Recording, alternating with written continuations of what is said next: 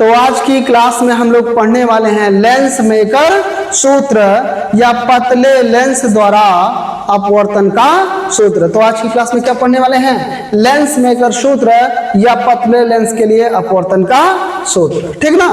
तो उसमें आपका पहला हेडिंग क्या है? उत्तल लेंस के लिए अपवर्तन का सूत्र या लेंस मेकर सूत्र कब? जब दोनों ओर लेंस के दोनों ओर माध्यम समान, ठीक ना। तो पहली स्थिति क्या है? जब लेंस के दोनों ओर माध्यम समान हो। तो आज की क्लास में हम लोग पढ़ने वाले हैं लेंस मेकर सूत्र कब? जब दोनों ओर माध्यम समान हो, ठीक ना। तो आज का जो टॉपिक है वो क्या है? लेंस मेकर सूत्र या पतले लेंस द्वारा अपवर्तन का सूत्र, ठीक है ना। चले तो यहाँ पे देखते हैं, हमने मान लिया क्या? एक उत्तल लेंस L है। एक उत्तल लेंस क्या है? कैपिटल L है, जिसके दोनों ओर माध्यम क्या है? समान है, और वो हमने मान लिया उसका अपवर्तनांक N1 और N2 है। तो लेंस किस में रखा है? मान लिया लेंस Y में रखा है। किस में रखा है? Y में। तो Y में जब रखा जाएगा तो इसके दोनों ओर माध्यम समान होंगे कि नहीं होंगे? बोलो भाई। यानी पहले तरफ अगर माध्यम जो है दूसरी तरफ भी वही होगा। तो सीधी सी बात है कि दोनों तरफ का माध्यम का अपवर्तनांक भी तो समान होगा। और मान लिया हमने ये पहले माध्यम और दोनों तरफ के माध्यम का जो अपवर्तनांक है वो समान है और वो N1 है, सही है। और जो लेंस है, लेंस के पदार्थ का अपवर्तनांक N2 हमने मान लिया। देखिए यहाँ पे दिया है लेंस के जो पदार्थ का अपवर्तनांक है वो कितना है? N2 है, ठीक है। और लेंस दो पृष्ठों से मिलकर बना होता है ना। लेंस दो गोलीय पृष्ठों, उत्तल लेंस जो है कितने गोलीय पृष्ठों से मिलकर बना होता है? दो गोलीय पृष्ठों से मिलकर बना होता है। मान लिया, ठीक है। एक बिंदु वस्तु, लेंस के मुख्य अक्ष पर एक बिंदु वस्तु बिंदु O पर स्थित है। एक वस्तु किस पर? बिंदु O पर स्थित है, ठीक है। और इससे प्रकाश की किरणें लेंस पर आपतित होती हैं। किस पर आपतित होती हैं? इससे जो प्रकाश की किरणें हैं वो लेंस पर आपतित होती हैं। किस पर आपतित होती है भाई? लेंस पर। अच्छा, तो जब लेंस पर आपतित होंगी तो इनका लेंस के पहले पृष्ठ पर आपतित हो रही, कोई बिंदु आप मान भी सकते हैं या नहीं मान सकते, ठीक ना। तो बिंदु O से चलने वाली प्रकाश की किरण लेंस के प्रथम पृष्ठ पर आपतित हो रही है, और अपवर्तन के पश्चात कहां पर? बिंदु I' पर इसका आभासी प्रतिबिंब बनता है, ठीक है। बिंदु I' पर इसका क्या बनता है? आभासी प्रतिबिंब बनता है। कैसा प्रतिबिंब बनता है? आभासी। कहां पर? I' पर। ये जो बिंदु वस्तु O है, इसकी प्रथम पृष्ठ के ध्रुव P1 से दूरी कितना है? U मान लिया है, ठीक है। बिंदु वस्तु O की लेंस के प्रथम पृष्ठ के ध्रुव P1 से दूरी U है, और जो प्रथम पृष्ठ के द्वारा प्रतिबिंब बन रहा है I' पर, उसकी प्रथम पृष्ठ के ध्रुव P1 से दूरी V1 मान लिया है। प्रथम पृष्ठ के ध्रुव P1 से दूरी क्या है? V1 है। और इसका प्रथम पृष्ठ की जो वक्रता त्रिज्या है वो R1 है। प्रथम पृष्ठ की वक्रता त्रिज्या क्या है? कैपिटल R1 है ना। और दूसरे पृष्ठ की वक्रता त्रिज्या कैपिटल R2 मान लीजिए। दूसरे पृष्ठ की वक्रता त्रिज्या क्या है? कैपिटल R2 है। और दूसरे पृष्ठ का जो ध्रुव है वो P2 है। और लेंस की मोटाई स्मॉल t है। लेंस की मोटाई क्या है? स्मॉल t है। और प्रकाशीय केंद्र C है, ठीक है। चले तो अब ये जो बिंदु वस्तु I' है, क्या है? बिंदु वस्तु I' है ना भाई। ये वास्तव में I' पर जो बिंदु वस्तु का प्रतिबिंब बन रहा है, ये द्वितीय पृष्ठ के लिए आभासी वस्तु का कार्य करता है। ये जो आभासी प्रतिबिंब I' पर बन रहा है वो दूसरे पृष्ठ के लिए किसका कार्य करता है? वस्तु का कार्य करता है भाई। I' पर O वाला प्रतिबिंब बन रहा है, पहले पृष्ठ के द्वारा जो प्रतिबिंब बन रहा है वो कहां पर बन रहा है? I' पर बन रहा है ना। और ये जो I' पर बना प्रतिबिंब है, पहले पृष्ठ द्वारा I' पर बना प्रतिबिंब दूसरे पृष्ठ के लिए किसका कार्य करता है? दूसरे पृष्ठ के लिए वस्तु का कार्य करता है, ठीक है। दूसरे पृष्ठ के लिए किसका कार्य करता है? वस्तु। तो फिर जब यहां से प्रकाश की किरण यहां से चलेगी तो अपवर्तन के पश्चात कहां पर? ये बिंदु I पर मिलते हैं ना। दूसरे पृष्ठ से जब अपवर्तन होता है तो ये इसका वास्तविक प्रतिबिंब कहाँ पर बनता है? बिंदु आई पर बनता है ना। तो हमने बताया आई डैश की पहले पृष्ठ से दूर के ध्रुव P1 से दूरी V1 है और जो आई है उसकी दूसरे पृष्ठ के ध्रुव P2 से दूरी V है, ठीक ना। तो उम्मीद है लेंस के बारे में पूरा ये चित्र के बारे में सब समझ में आ गया। इसके बाद हम लोग डेरिवेशन करने वाले हैं, सही है, इतना समझ में आया। तो सबसे पहले ये समझ लेते हैं पतला लेंस किसे कहते हैं, ठीक है ना आपका, कि पतले लेंस के लिए अपवर्तन का सूत्र। तो एक पॉइंट ये भी जान लेते हैं पतला लेंस किसे कहते हैं, ठीक है। जब लेंस की मोटाई उसकी वक्रता त्रिज्या के सापेक्ष नगण्य हो। जब लेंस की मोटाई मतलब ये जो टी दिया गया है ना, ठीक है, जब लेंस की मोटाई उसकी वक्रता के सापेक्ष क्या हो? नगण्य हो। नगण्य मतलब बहुत कम हो। नगण्य का मतलब क्या है? बहुत कम हो। तब लेंस को पतला लेंस कहते हैं, ठीक है। या सीधी सी बात, ऐसा लेंस जिसकी वक्रता त्रिज्या मोटाई के सापेक्ष बहुत अधिक होती है, या ऐसा भी कह सकते हैं ऐसा लेंस जिसकी मोटाई उसकी वक्रता त्रिज्या के सापेक्ष नगण्य होती है, पतला लेंस कहलाता है। क्लियर है? समझ गए सब लोग? ऐसा लेंस है जिसकी मोटाई उसकी वक्रता त्रिज्या के सापेक्ष नगण्य बहुत कम होती है, पतला लेंस कहलाता है। कौन सा लेंस कहलाता भाई? पतला लेंस। क्लियर है? चले तो अब करते हैं पतले लेंस के लिए अपवर्तन का सूत्र का डेरिवेशन, ठीक है। तो पहले पृष्ठ से अपवर्तन की बात करें ना, तो आपको बताया गया था कि गोलीय पृष्ठ के लिए अपवर्तन का सूत्र क्या होता है, ठीक है। प्रथम पृष्ठ के लिए अपवर्तन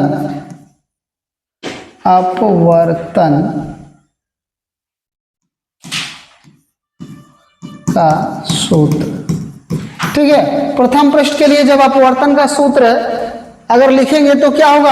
N2 अपान V, N2 अपान V। पहला डेरिवेशन इस चैप्टर का, ये पहला डेरिवेशन है, हमने करवाया इसको ना, सब भूल गए ना। ये इस चैप्टर का पहला डेरिवेशन था, गोलीय पृष्ठ के लिए अपवर्तन का सूत्र ना। आए बात समझ में? ध्यान से इसको देखिएगा। तो N2 अपान B minus N1 upon U बराबर कितना था? बिल्कुल सही, N2 माइनस N1 अपान R था ना। तो R जब एक ही पृष्ठ था तो R नहीं था, लेकिन जब पहला पृष्ठ है तो पहले पृष्ठ की वक्रता त्रिज्या क्या है? R1 है ना। जब पृष्ठ पहले पृष्ठ के लिए बात कर रहे हैं ना, प्रथम पृष्ठ के लिए अपवर्तन का सूत्र है, तो पहले पृष्ठ के लिए भाई क्या होगा? R1 हो जाएगा। पहले पृष्ठ की जो वक्रता त्रिज्या किसकी लेंगे? प्रथम पृष्ठ की। तो प्रथम पृष्ठ की वक्रता त्रिज्या क्या? R1 होगी। समझ में आया था ना? चलिए ये समीकरण नंबर 1 बना। कोई दिक्कत है यहां तक? बोलो भाई, सभी को समझ में आया? फिर से समझ लीजिए, प्रथम पृष्ठ के लिए अपवर्तन का सूत्र, प्रथम पृष्ठ के लिए अपवर्तन की बात करेंगे तो यहां से देखिए, जो वस्तु से दूरी थी वो U ही है ना। वस्तु से दूरी क्या है? U है। और अच्छा, ये V के जगह पे आपका V1 होगा ना। V की जगह पे क्या होगा? V1 ना। यहाँ पे भाई वस्तु से दूरी तो U है ना, लेकिन प्रतिबिंब से दूरी कितना है? V1 है ना। प्रतिबिंब से दूरी कितना है? कोई दिक्कत है इसमें? क्यों ऋषभ? बोलो भाई, दिक्कत हो तो भी बताइए, नहीं हो तो तुरंत बताइएगा, ठीक है। चले, प्रथम पृष्ठ से दूरी मतलब वस्तु से दूरी U है। प्रथम पृष्ठ के लिए वस्तु से दूरी U, भाई जो O है वो वस्तु का कार्य करेगा और जो I डैश है वो प्रतिबिंब का कार्य करेगा, ठीक है ना। यही तो बताया गया है। तो प्रथम पृष्ठ के ध्रुव P1 से वस्तु की दूरी U होगा और प्रतिबिंब से दूरी V1 होगा। क्लियर है? तो V की जगह पे क्या हमने N2 upon V1 minus N1 upon U is equal to N2 minus N1। क्या होगा? अरे भाई, पहले माध्यम का अपवर्तनांक N1 ही है और दूसरे माध्यम का अपवर्तनांक N2। जब प्रकाश की किरण वायु से कांच में प्रवेश कर रहा है, यही तो है इसका मतलब। तो वायु से कांच में प्रवेश करेगी तो भाई सीधी सी बात, बाकी तो सब सेट ही है, उसमें भी तो यही था, ठीक है। तो N1 N2, ठीक है। चले अब आगे चलते हैं, आगे चले। तो जब वायु से कांच में प्रवेश कर रही है तो N2 माइनस N1 है ना, लेकिन जब कांच से वायु में प्रवेश करेगी तो इसका उल्टा हो जाएगा, N1 माइनस N2, यानी कि N1 की जगह पे N2 और N2 की जगह पे N1 हो जाना है। समझेगा नहीं समझे? क्लियर है?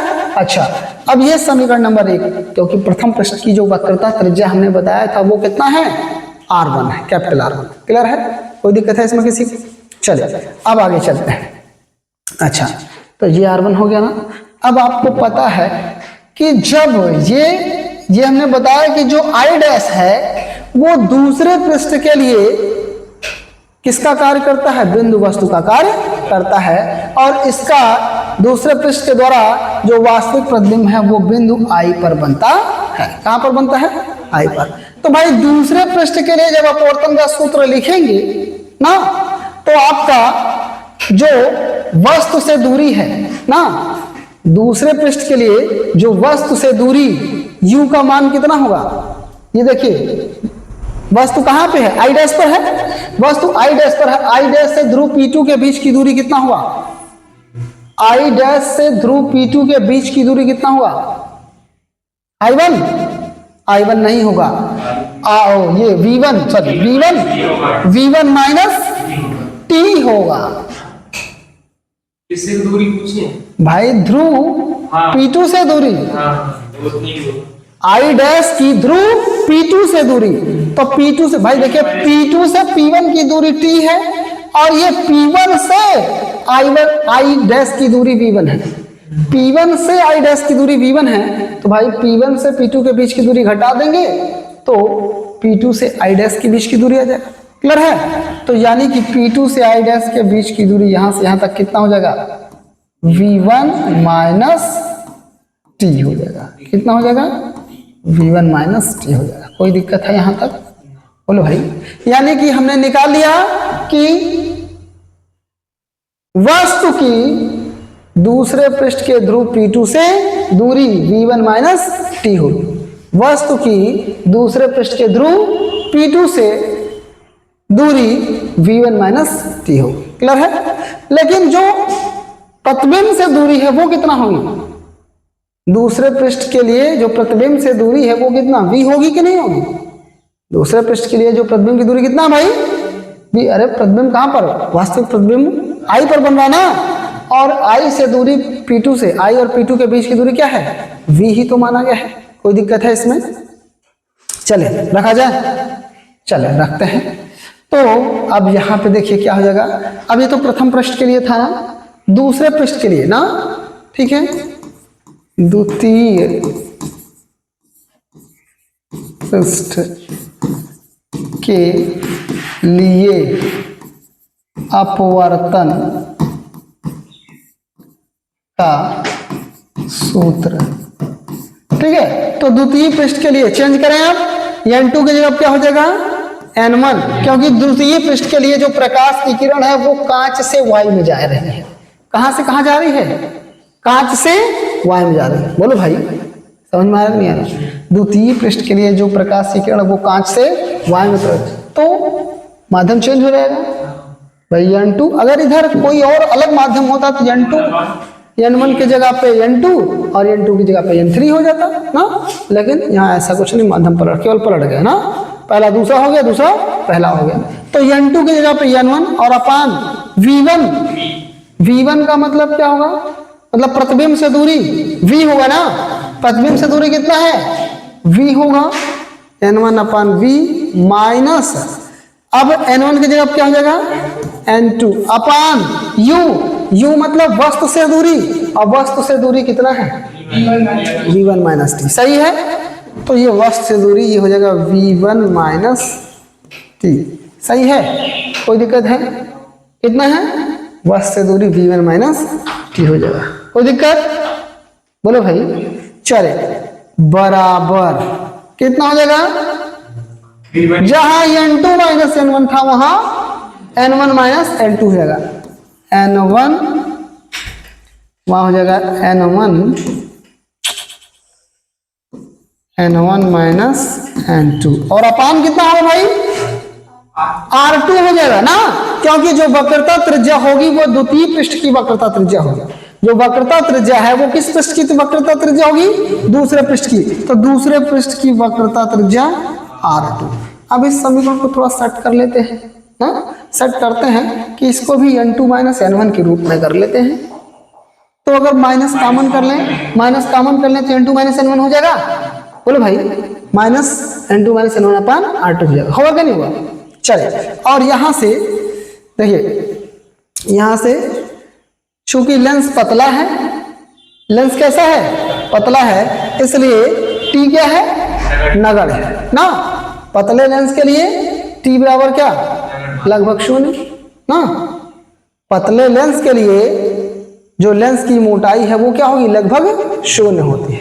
ठीक है, आए बात समझ में, कोई दिक्कत है। तो अब देखिए यहां करेंगे, पतले लेंस के लिए P इज इक्वल टू 0, सही है। पतले लेंस के लिए T बराबर क्या हो जाएगा भाई, 0। तो देखिए N1 अपान V minus N2 upon V1 minus T क्यों, T 0 हो जाएगा ना, बोलो भाई, समझ में? अरे भाई T बराबर 0, तो V1 माइनस T बराबर V1 हो जाएगा, सही है कि नहीं है। पतला लेंस के लिए T बराबर 0, तो V1 माइनस T बराबर V1 हो जाएगा, कोई दिक्कत है। चले, तो यहां रख दिया गया। अब देखिए बराबर N1, अब इसमें से माइनस कॉमन करेंगे, तो ये हो जाएगा N2 माइनस N1 अपान R2। समीकरण नंबर 2 बना लिया। समीकरण कितना बना लिया हमने, 2 बना लिया। किसी को इस यहां तक कोई दिक्कत है, बोले भाई, यहां तक किसी को कोई समस्या है, ऋषभ, बोलो भाई, सभी को ठीक है। चले, अब आगे चलते हैं। अब समीकरण 1 और 2 को जोड़ दिया जाए। किसको जोड़ दिया जाए, समीकरण 1 और 2 को जोड़ दिया जाए।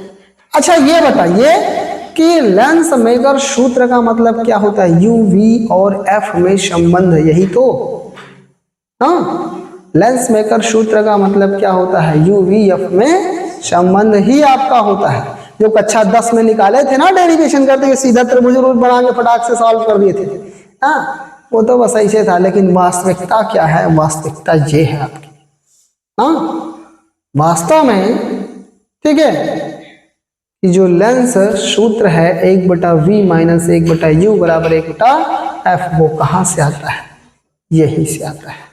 आए समझ में, वो यही से आता है। क्लियर है, बोलो भाई, समझ में आ गया। चले, तो भाई अब देखें, अगर आपको समझ में आएगा कैसे कि कैसे जानेंगे जोड़ना है, तो देखिए भाई, ये N2 अपान V1 है, इसमें N2 अपान V1 माइनस है, इसमें प्लस है, जोड़ेंगे तो ये कट जाएगा, N1 अपान U और N1 अपान V, यानी UV मिल जाएगा। क्या मिल जाएगा, UV मिल जाएगा। आए वो समझ में, चले आगे।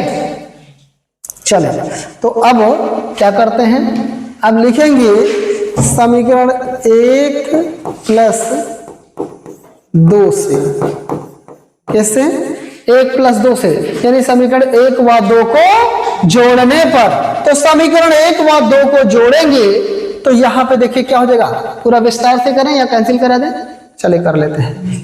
तो N2 upon V1 minus N1 upon U और प्लस N1 अपान V और माइनस N2 अपान V1 बराबर, राइट साइड में इधर देखिए कितना हो जाएगा, इधर N2 minus N1, N2 minus N1 अपान R2, R1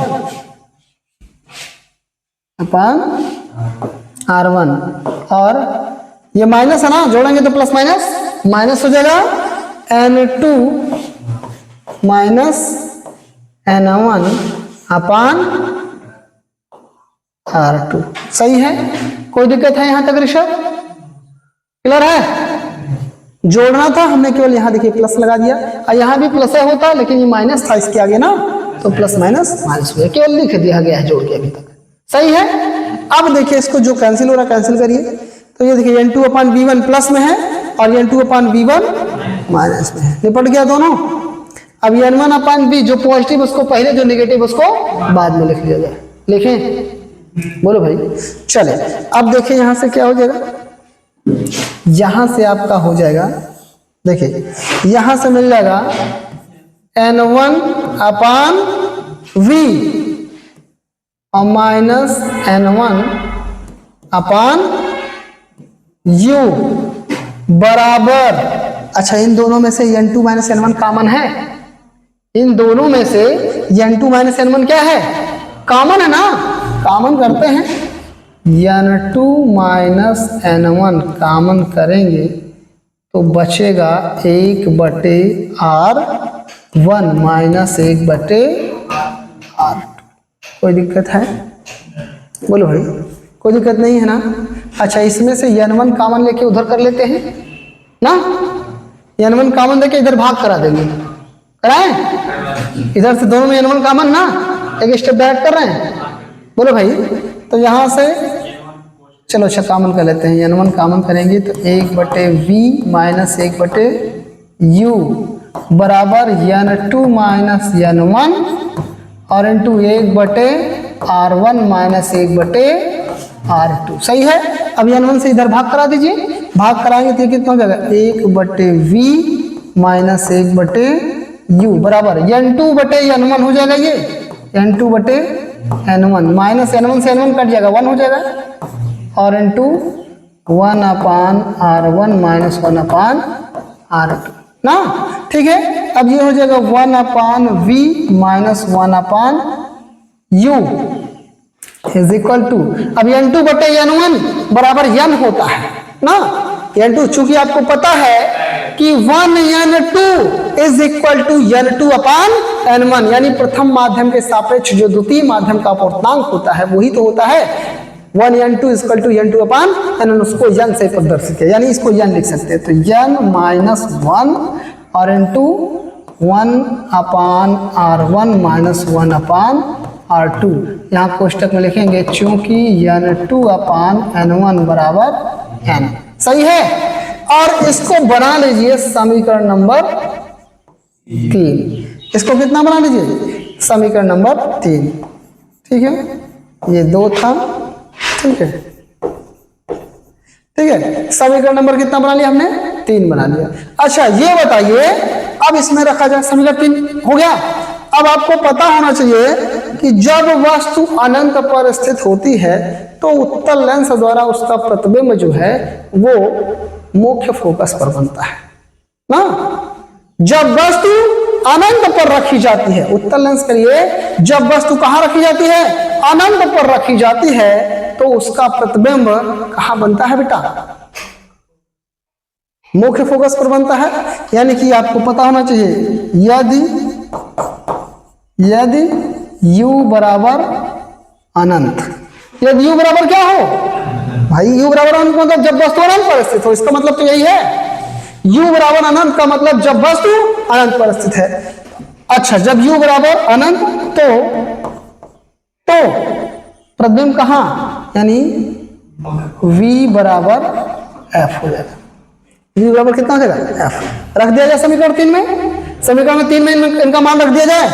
बोलो भाई, तो समीकरण 3 में जब इनका मान रखेंगे तो ये देखिए 1/v, v के जगह f हो जाएगा, तो 1/f माइनस 1/u, u का मतलब अनंत बराबर, बाकी सब तो वही रहेगा, बाकी सब वही रहना, यानी n minus 1 into 1/r1 minus 1/r2। सही है?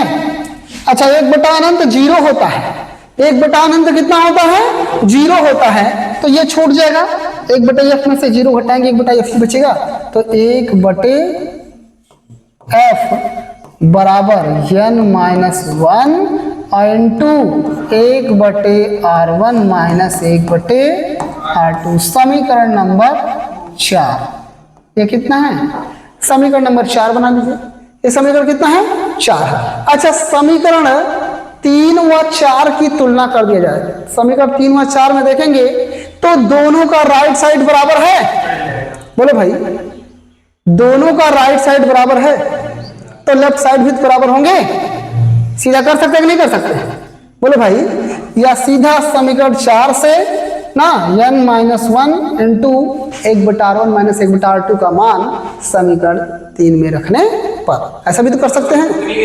हाँ, यानी इस पूरे के जगह पे कितना हो जाएगा? 1/f हो जाएगा। होगा क्या नहीं होगा भाई? इस पूरे के जगह पे कितना हो जाएगा? 1/f हो जाएगा। तो सीधा लिख रहे हैं समीकरण 3 व 4 से। समझ में आएगा इतना? बोलो भाई, समीकरण 3 व 4 से, तो समीकरण 3 व 4 की जब तुलना करेंगे तो क्या मिल जाएगा? ठीक है, 1/v minus 1/u is equal to, इस पूरे के जगह पे ये 1/f is equal to 1/f।